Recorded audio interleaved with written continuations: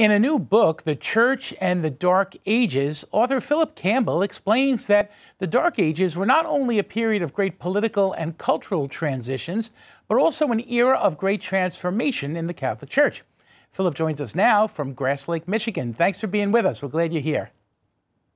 You're very welcome. I'm glad to be here. You know, as I was reading up about your book a little bit, I was like, sounds a little familiar to right now in some ways.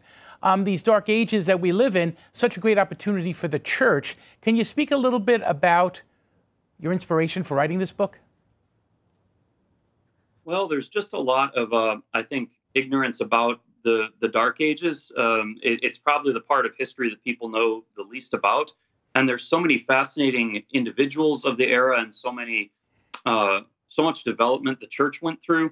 I felt like it was an ideal era to just zoom in on and take a slow, leisurely trip through the period to educate people about really how the church created Western civilization during that millennium. You do highlight a lot of the key personalities of the Dark Ages in the book: St. Gregory the Great, Charlemagne, King Alfred the Great, St. Patrick, St. Bridget. Can you speak a little bit about them and their tremendous and heroic lives? Well, it's hard to speak of all of them, but Sure. But really, the Dark Ages is a period of tremendous personalities. It's a period in history when you get these fantastic people like Bridget, who just wants to go start a convent under an oak tree in Kildare, and she ends up revolutionizing Irish society. Or Gregory the Great, whose biography of Saint Benedict is responsible for spreading the Benedictine rule all over Europe. It's a really fascinating era when a single individual motivated by piety is able to affect these great social and spiritual changes. So it's really an age of heroes. And although the book isn't biographical, throughout the book it focuses on all these characters: Charlemagne, Martin of Tours, Augustine, all these people that made the ages what they were. You know, the thing I want to ask you about, too, is obviously there's a question about the fall of the Roman Empire and Christianity, and you kind of tackle that in the book, don't you? Yeah, you mean the question of whether Christianity was responsible for it? Right, exactly it, yes. Yeah, that was a thesis that became popular during the Enlightenment, that Christianity caused Rome to fall by making it weak.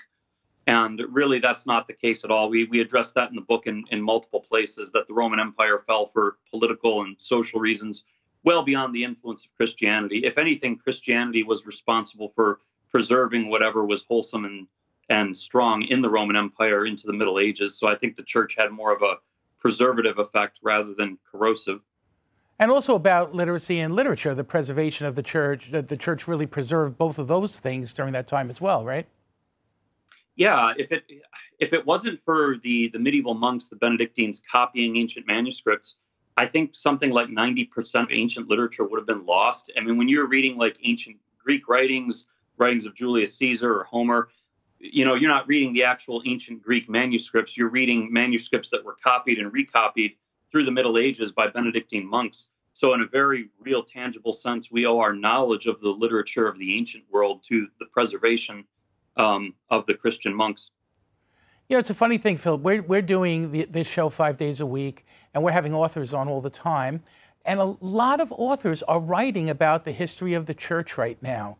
And I think that's a beautiful thing. Can you talk a little bit about that draw, it seems, for people to explore, but also people to read about the true history of the church?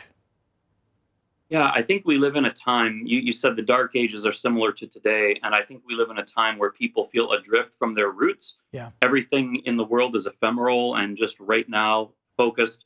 People want to reconnect with something deeper, and part of being Catholic is you have access to this amazing 2,000-year heritage.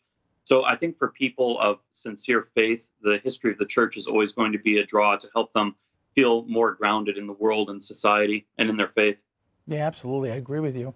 You also have a YouTube channel. Tell everybody about that. That sounds interesting. Yeah, I have a YouTube channel called Mr. Campbell Explains, which is a bit of humor and a bit of education. I'm a teacher for Homeschool Connections, which is an online Catholic educational organization. And so I post a lot of historical videos. Sometimes I post lectures. Sometimes I post just history memes, just funny stuff. So if you want to check out a combination of historical commentary and humor, then check out Mr. Campbell Explains. That's great. I'm going to check that out for sure. I want to thank you for joining us. Your book's available at Ave Maria Press, right? Yes, and all over Amazon. You just go on Amazon, look for Church in the Dark Ages by Philip Campbell. It's there, and it's part of a whole. It's part of a whole series, the Reclaiming Catholic History series, edited by Mike Aquilina. So there's multiple volumes in the series. I just did this one volume, but it's a great series overall. What do you think? You got one more book in you? I'm sure you do. It sounds like you do. I've got many more in me. Good. Well, come back, okay? Will do. God bless you. Thanks for being with us today. That's terrific.